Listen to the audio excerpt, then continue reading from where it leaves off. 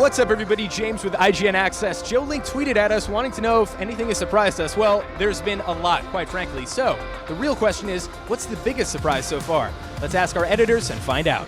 I'm here with Sam Claiborne. Sam, what was the biggest surprise of E3 2016? Boo! Best of which was, of course, Insomniac's Spider-Man game. It was amazing to see their next open-world game. It's just infamous, but, they're putting Spider-Man in it. I was really shocked by the Star Trek Bridge Crew, so I'm super excited about that. Like the whole idea that you would play this cooperatively, collaboratively with your friends in like a VR environment makes sense. Like you're at the station, you're doing engineering, or you're doing the helm, or you're the captain, and you're bossing everybody else around. Obviously, I think I know what I'm going to be when I play the game.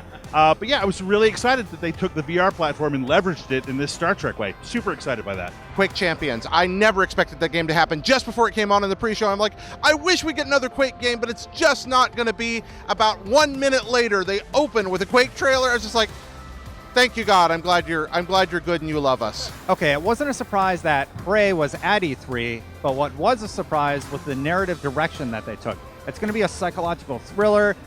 He's injecting some sort of drug into his eyeball that gives him abilities of some sort, and I'm very intrigued by where they're going to take this series. I gotta say, everybody loves hardware. Xbox Scorpio, Project Scorpio, Microsoft not only acknowledged the rumors and leaks of the last couple weeks, they owned it. This was the aggressive, confident Microsoft that I don't think we've seen since the 360 era, and I really liked seeing that Microsoft. The biggest surprise of E3 2016 is the fact that I find myself caring about Battlefield and Call of Duty for the first time in my life, I think, and add on top of that God of War and Watch Dogs. These are franchises that I don't really have a deep connection to and didn't really have high hopes for, but they're all doing weird, interesting stuff. Watch Dogs is coming to San Francisco. God of War is a game about parenting now. Call of Duty is going to outer space, and Battlefield has horses and little spiked bats and zeppelins. So I like that the thing that maybe I thought those things were isn't that thing so much anymore.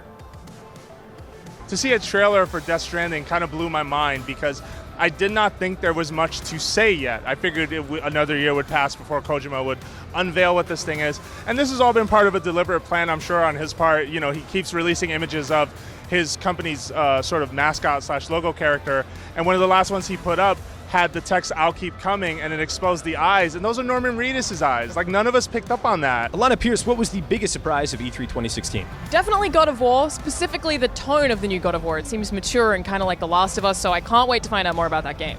For me, it had to be God of War because a week ago, if you would have told me that I would have loved God of War's reveal, I would have called you insane because this is not a series I like. I always found it a bit juvenile and I don't really like Kratos. But all of a sudden, that game re-reveals and you see Kratos as a father teaching his son how to hunt, and there's fear and there's anger and he's worried that he's going to be a bad parent. And I'm like, all of a sudden I care about God of War, and that sort of terrifies me, but also has me so excited. And we got a new Resident Evil. Resident Evil 7 exists, and it's not quite a reboot. I think it's a bit of a rebirth. It's connected, but it's not connected. I interviewed the director and said it's going to be like 70s, 80s American horror movies, which I love, and it's going to be going back to the original in the series, which is saying all the right things for me. I was super surprised to see Fallout on VR. I am super excited to have that in my life. I'm never going to see my family or my boyfriend or my cats again. Easily Arkham VR, don't even have to think about it. Mostly a surprise because I didn't think I would like it. I feel like these little slice of life kind of VR experiences are usually kind of very thin on gameplay and not very interesting, but it really plays like kind of a three-dimensional VR point-and-click adventure just set in the Arkham universe, which is like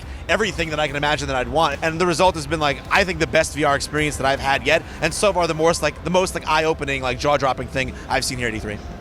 So there you have it. For the official award of the biggest surprise, stay tuned to IGN.com, but that's what our editors thought of E3 2016. Tweet all your questions at IGN with the hashtag IGN Access, and maybe we'll make a video just for you.